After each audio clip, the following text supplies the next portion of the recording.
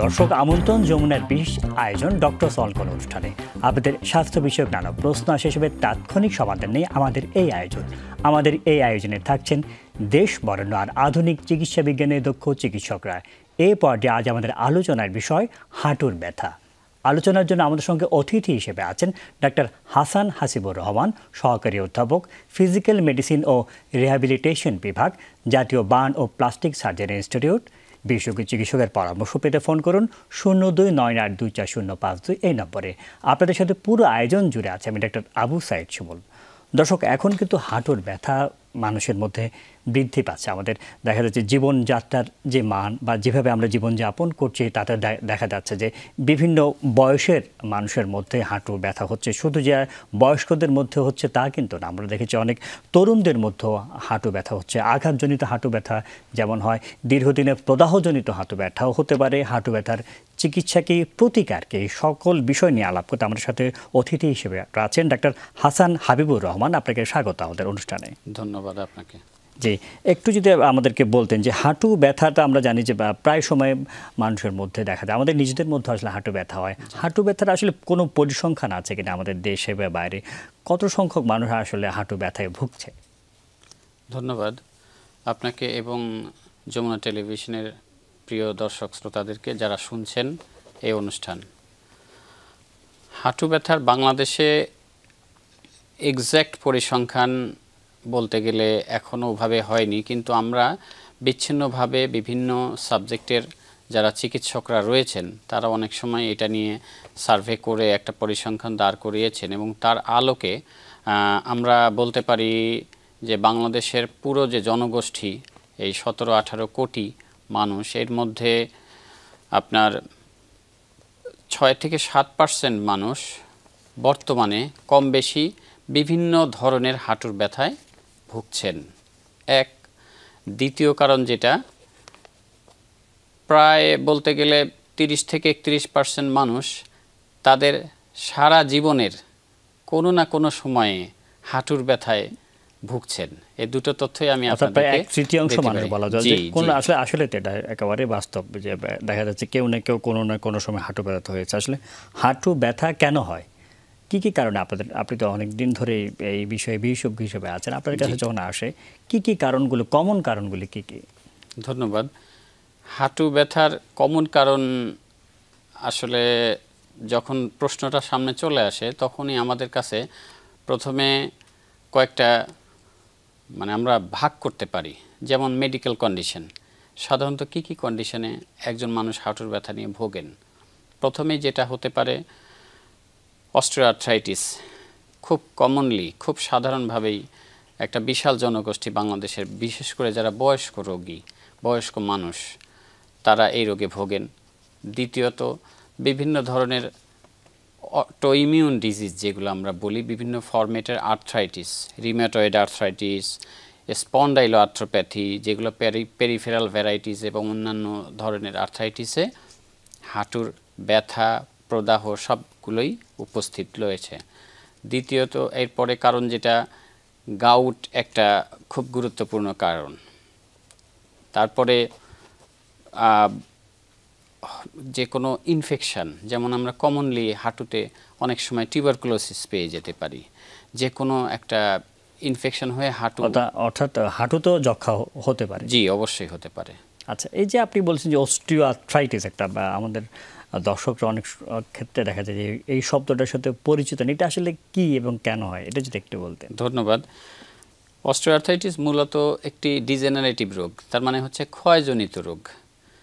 মানুষের বিভিন্ন কারণে, বিশেষ করে বয়স বাড়ার সাথে সাথে শরীরের যে জয়েন্টগুলোর একটা ক্ষয়িষ্ণু ভাব থাকে, একটা ডিজেনারেশন হয়, সেখান থেকেই মূলত এই অস্টিওআর্থ্রাইটিসটা আসে। আচ্ছা, এই যে ডিজেনারেশন কি বয়সের কারণে? মূলত বয়সের জন্যই আসে। আচ্ছা, এটা কাদের বেশি হয়? এমন কি রয়েছে যে এত বছর বয়স থেকে হবে, পুরুষদের হবে না মহিলাদের হবে, এমন কি কোনো বিষয় রয়েছে? আমরা সাধারণভাবে জানি যেটা, যে যখনই আপনার শরীরের গঠন সম্পন্ন হয়ে গেল 17-18 বছর কিংবা তার চেয়ে 2-1 বছর আগে, তারপর থেকেই ভিতরে ভিতরে একটা টিয়ার শুরু হয়ে যায়। আচ্ছা, কিন্তু আমরা সেটার লক্ষণ টের পাই তো পরে। আচ্ছা, যখন একটা মানুষ কিনা 40-50 কিংবা এরকম বয়স হয়ে যায়, বয়স আস্তে আস্তে তাকে আক্রান্ত শুরু করে, স্বাভাবিকভাবেই তখন এই রোগটাও কিংবা এই লক্ষণগুলো ভিতরে চেঞ্জ হয়, যার ফলে আমরা পরবর্তীতে সেটার কষ্টগুলো বাইরে বুঝতে পারি। আচ্ছা, এটা যখন আসলে আপনাদের কাছে আসে, আপনারা কি কি আসলে পরীক্ষা নিরীক্ষা কি কি করেন, যে এটার ভেতরে যে কোনো ডিজিজ আছে কিনা বা ভেঙে গিয়েছে কিনা? এটা মানুষের মনে হয় ফুলে গেলেই তো মনে করে যে কি হয়েছে। এটা আপনাদের পরীক্ষা নিরীক্ষা কিভাবে আপনারা নিশ্চিত হন? ধন্যবাদ। প্রথমে আমরা যেটা করি, রোগী যখন আসেন তার কথাটাকে মনোযোগ দিয়ে শোনা, কি বলছেন, তার কষ্টটা আসলে কি, তার ইতিহাসটাকে ভালোভাবে নেয়া, পাশাপাশি যে আমার সামনে উপস্থিত আছেন কথা বলছেন ওনার বয়সটা আমাকে বিবেচনায় নিতে হচ্ছে। এই ভদ্রলোক অথবা ভদ্র মহিলা যদি 60 থেকে 70 বছর বয়সের একজন হন, তাহলে স্বাভাবিকভাবেই আমি এটাকে অস্টিওআর্থ্রাইটিস ভাববো। এটা আমার প্রধান চিন্তা, যদি না আমার অন্য কোনো কিছু প্রমাণিত হয় পরীক্ষার মাধ্যমে। অথচ এই রোগী যদি বয়স 30-35 বছর হয়, তখন আমাকে চিন্তাটা অবশ্যই আলাদা করে ফেলতে হচ্ছে, অন্য কি কারণ হতে পারে। যার ফলে আমরা খুব মনোযোগ দিয়ে তার কথা শুনি এবং রিলেভেন্ট যে পরীক্ষা নিরীক্ষাগুলো একটু তাকে শোয়ায় বলি অথবা দাঁড়িয়ে বলি অথবা হাঁটেন একটু, অথবা একটু মানুষ যেভাবে প্রসাব পায়খানে বসে একটু বসিয়ে দেখেন, আমি জাস্ট এগুলো তার কষ্টটা, তার কোথায় সমস্যাটা একটু বোঝার চেষ্টা করি। তারপরে আপনারা এক্স্যাক্টলি তৃতীয় ফেজে গিয়ে তখন আমরা পরীক্ষা নিরীক্ষা করি। এই যে পরীক্ষা নিরীক্ষাগুলোর বিষয়ে বলেন, এগুলি সহজলভ্য কিনা? বেশিরভাগই সহজলভ্য বাংলাদেশের প্রেক্ষাপটে, কারণ বাংলাদেশের একটা বিশাল জনগোষ্ঠী ঠিক আর্থিক সমস্যার জন্যে যে উন্নত বিশ্বের মতো চিকিৎসা নিতে পারে না। দ্বিতীয়ত আর একটা যে আমাদের তো হেলথ ইন্স্যুরেন্স সিস্টেম নেই। এইসব কারণেই কিন্তু সরকার সর্বতোভাবে চেষ্টা করছে। বিশেষ করে আমরা একজন মানুষ যদি আসে, তার সমস্যা যদি বলে যে হ্যাঁ আমার কি প্রবলেম, আপনার হাঁটু ব্যথা, স্বাভাবিকভাবেই আমরা তার বয়স বিবেচনা করে, লক্ষণ বিবেচনা করে মিনিমাম যে পরীক্ষা নিরীক্ষাগুলি কি, যেমন আমরা যদি একটু রক্তের পরীক্ষা থেকে শুরু করি, একটু জাস্ট আমরা তার সম্ভাব্য যে কারণ হতে পারে, এটা কমপ্লিট ব্লাড কাউন্ট যেটা, সেখান থেকে শুরু করে তার ব্লাড সুগারটা একটু দেখো, তার কিডনির কী অবস্থা, একটু ক্রিয়েটিনিনটা দেখি, ইউরিক অ্যাসিড একটু দেখা, এরকম বেশ কয়েকটা রিপোর্ট। পাশাপাশি যদি আমরা সন্দেহ করি যে ওনার এটা কোনো জটিল আর্থ্রাইটিস হইতে পারে যেটা অনিরাময়যোগ্য, রিমোটয়েড আর্থ্রাইটিস, স্পন্ডাইলোআর্থ্রোপ্যাথি এরকম কিছু, তাহলে সেক্ষেত্রে আমরা ওই লাইনে বেশ কিছু কনফার্মেটরি টেস্ট আছে, সেগুলো করে তাকে টোটালি একটা অবস্থা যাচাই করা হয় এবং নিশ্চিত করা হয়। এর পাশাপাশি সিম্পলি আমরা একটু এক্সরে করে তার হাঁটুর গঠনটাকে দেখতে পারি। পাশাপাশি যদি দেখা যায় যে না প্রবলেমটা আরও খারাপ, তখন সেক্ষেত্রে আমরা রিসেন্টলি বাংলাদেশে বেশ প্রচলন হয়ে গেছে আলট্রাসোনোগ্রাম অফ নি জয়েন্ট। আমরা হাঁটুর গঠনটাকে খুব সুন্দরভাবে আলট্রাসোনোগ্রামের মাধ্যমে দেখতে পারি, জয়েন্ট ইটসেলফ, পাশাপাশি জয়েন্টের পাশাপাশি যে মাংসপেশিগুলো আছে, লিগামেন্টগুলো আছে, সেগুলোর অবস্থান কি, এগুলো যেটা কিনা এমআরআই দিয়েও নির্ণয় করা যায় খুব সহজে। যদিও এমআরআইটা গোল্ড স্ট্যান্ডার্ড আমরা বলি, কিন্তু সহজলভ্য চিকিৎসার একটা টুল হিসেবে অবশ্যই আমরা আলট্রাসোনোগ্রামকে এগিয়ে রাখবো। আলট্রাসাউন্ড যদি হয় তাহলে দেখা যাচ্ছে যে ঢাকার বাইরে বা বিভাগীয় শহরের বাইরেও তো আসলে এটা মোটামুটি এমআরআই যেখানে ফ্যাসিলিটি নাই সেখান থেকে আসলে এটা কিছুটা নির্ণয় করা সম্ভব। জি, নিশ্চিতভাবেই তাই। একটাই সমস্যা হয় যে ম্যান বিহাইন্ড দ্য মেশিন, যদি ওই আলট্রাসোনোলজিস্ট যদি ভালো স্কিলড হন, নলেজেবল হন, তাহলে উনি অনেক ভালো সুন্দর ডায়াগনোসিস করতে পারেন আলট্রাসোনোগ্রাম দিয়ে। এটা যদি আমরা বলছিলাম যে একটা ডায়াগনোসিস তো হলে, এরপর চিকিৎসার ধরনটা কেমন, যে হাঁটুর ব্যথার চিকিৎসার ধরন, আপনি প্রথমে হলো কারণটা কি হচ্ছে।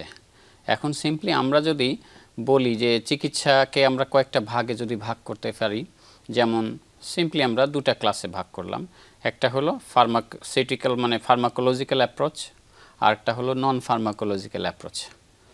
এখন প্রথমে আমরা উৎসাহিত করব নন ফার্মাকোলজিক্যাল অ্যাপ্রোচগুলোকে, যদি একজন রোগী এসে স্বাভাবিকভাবে বলে যে আমার অল্প একটু হাঁটু ব্যথা, একটু উঠতে বসতে সমস্যা হয়, একটু যখন আমি সিঁড়ি দিয়ে ওঠানামা করি একটু অসুবিধা হয়, তার মানে হতে পারে ওনার সমস্যাটা প্রাথমিক পর্যায়ে আছে।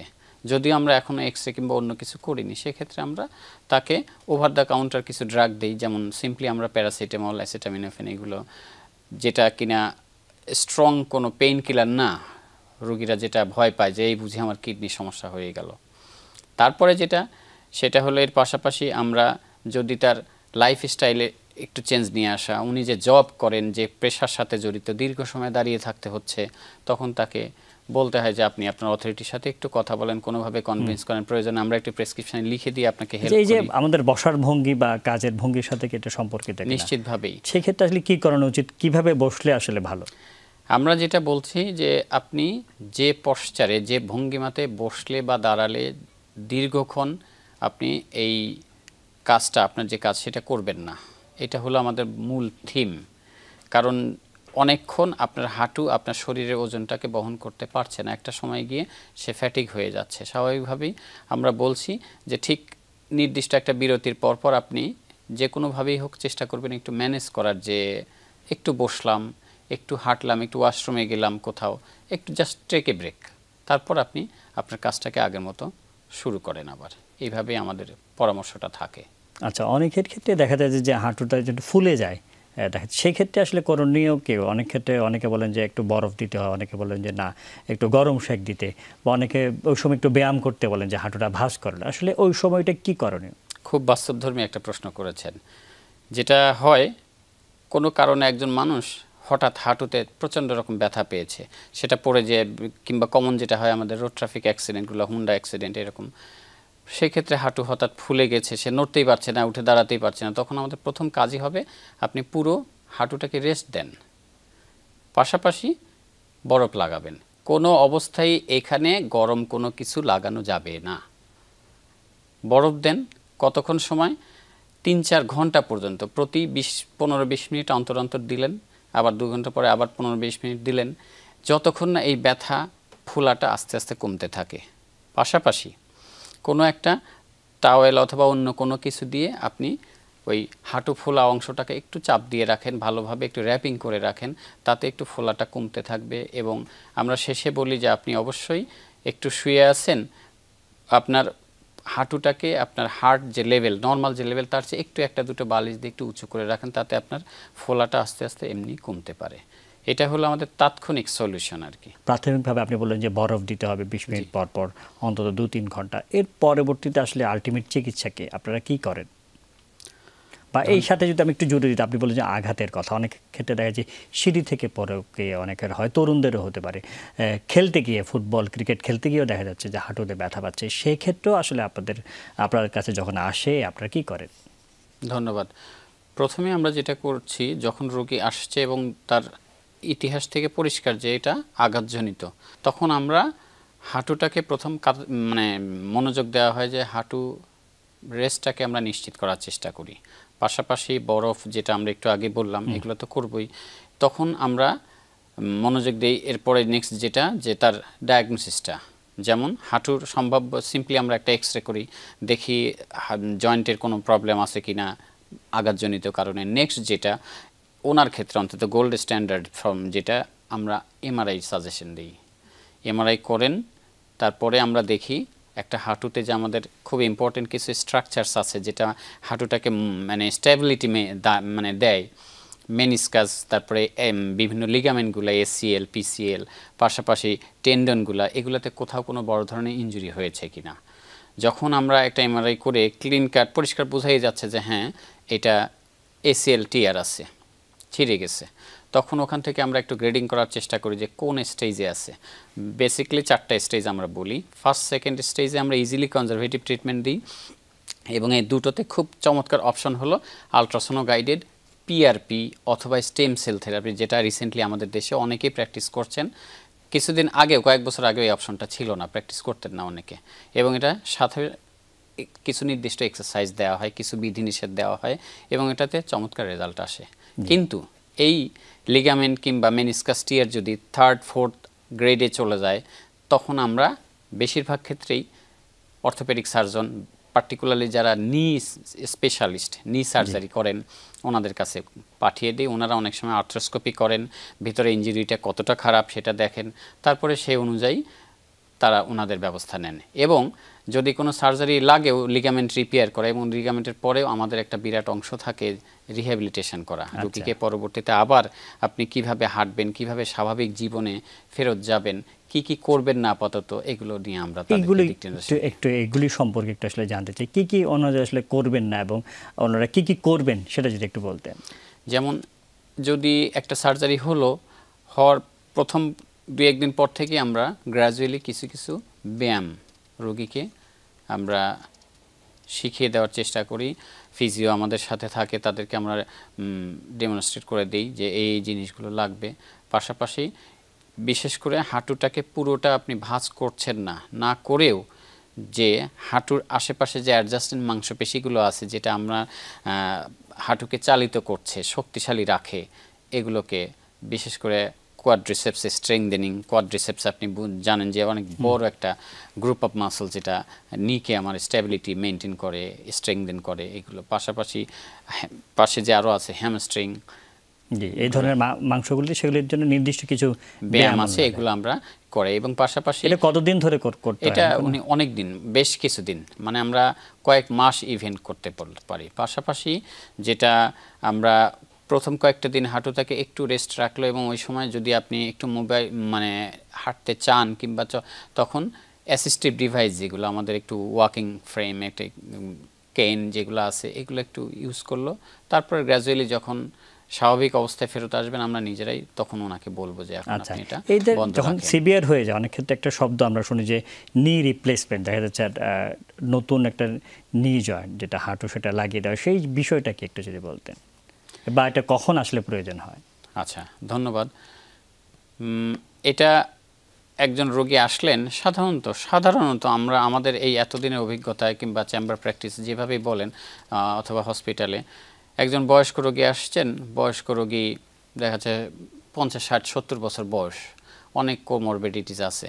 তখন অন্যান্য টেস্টের সাথে আমরা সিম্পলি একটা এক্সরে দিয়ে ওনার হাঁটুর গঠনটা এই মুহূর্তে কেমন আছে একটু জানার চেষ্টা করি। দেখলাম যখন আমাদের রেডিওলজিক্যাল কয়েকটা গ্রেড থাকে, 1, 2, 3, 4, কেলগ্রিন লরেন্স গ্রেড বলা হয়। এটাতে 4th স্টেজ যেটা, সেটাকে আমরা ইউজুয়ালি বলি অ্যাডভান্সড অস্টিওআর্থ্রাইটিস। আরও যেটা এর সাথে অ্যাড করতে হবে সেটা হলো যে ওনার এই ব্যথাটা কোনোভাবেই কমছে না। আপনি ওষুধ দিয়ে বলেন, লাইফস্টাইল চেঞ্জ বলেন, এক্সারসাইজ বলেন, ফিজিক্যাল থেরাপি বলেন, ইভেন ইনজেকশন বলেন, হচ্ছে না। সেক্ষেত্রে তখন আপনাকে সাজেশন দিই যে আপনি যদি চান আপনি আমাদের দেশে এখন সহজলভ্য, আমাদের দেশে সহজলভ্য, এবং অনেক আমাদের নি সার্জন আছেন যারা খুব চমৎকারভাবে এই হাঁটু রিপ্লেসমেন্টটা করে। এই রিপ্লেসমেন্ট তো সার্জনরা করলে, এরপর যখন আপনাদের কাছে আসে, আপনারা কি কি পরামর্শ দেন বা কি কি বিষয় ওনার মেনে চলতে হবে? সেটা প্রথম যেটা আমরা লক্ষ্য করি যে ওনার যদি কোনো কোমরবিডিটিস থাকে, পার্টিকুলারলি ডায়াবেটিস এবং অন্যান্য আরও কিছু আছে, সেগুলোকে সুতীক্ষ্ণভাবে কন্ট্রোলে রাখতে হবে। হাঁটুটাকে কোনোভাবেই ইনফেকশান হয় এরকম কোনো অবস্থায় যাওয়া যাবে না। পাশাপাশি ব্যায়ামগুলোকে ওনার কন্টিনিউ করতে হবে।